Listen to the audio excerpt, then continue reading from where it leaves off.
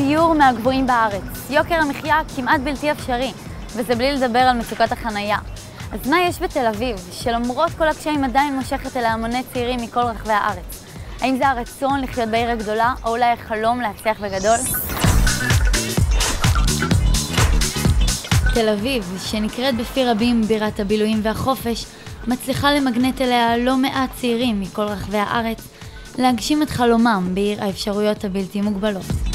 אחד מהם הוא יואב מאיר, שהיגר לתל אביב ממושב אורנית, ומצא אותה כעיר האידיאלית עבורו. תל אביב היא מרכז האופנה של ישראל, כל המעצבים, הסטייליסטים, כל התעשייה נמצאת פה, הצלמים, המאפרים, הכל נגיש, זמין, כיף, וגם כל ההשראות נמצאות פה. בגלל שזה יותר פתוח ויותר כיף, אנשים נהנים להתלבש פה, להסתובב, לצאת מהבית. בערים אחרות יוצאים למכולת כזה עם פיג'מה, בתל אביב קצת פחות, אלא אם כן, פיג'מה זה הטרנד.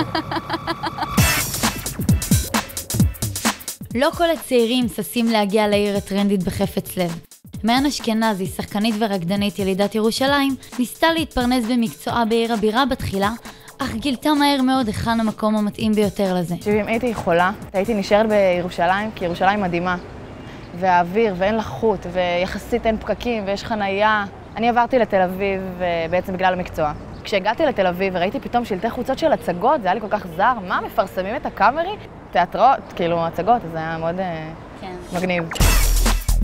ויש גם כאלה שניסו בכל כוחם להגשים את חלומם, ובדרך גילו כי החיים לא זולים כפי שחשבו במדינת תל אביב. אחת מהם היא שירן, בת 22 מראשון לציון, שחזרה לאחרונה לבית הוריה לאחר שהות קצרה ולא קלה בעיר הגדולה. חיים מטבעים זה חיים מדהימים, כמו שאת יודעת. אבל היוקר פה הורג אותי. את מוצאת עצמך כל הזמן רודפת אחרי לשלם את השכירות. אין לך אפשרות לשים כסף בצד, לחסכונות שלך, וזה מאוד מאוד קשה. זאת עצמי צריכה לעבוד 24 שעות כדי לממן את השכר דירה שלי, שאני חיה בתוך חדר. ואז את גם לא מספיקה ליהנות מהעיר. לא.